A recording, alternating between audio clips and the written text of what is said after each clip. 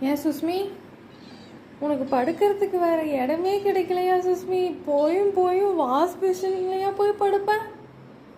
ஏன் உனக்கு அதுதான் நல்லா இருக்கா? ரொம்ப தான் செல்லம் கொடுத்து கெடுத்து வச்சிருக்காங்க சுஸ்மி உன்னை. வா இறங்கி வா சுஸ்மி, இறங்க. நல்லா பெட்டு போட்டு படுத்துக்கிட்ட போல. மியா மியா இறங்கு, இறங்குன்ட்டேன். இறங்கு இறங்கு சுஸ்மி, சுஸ்மி சுஸ்மி இறங்கு சுஸ்மி.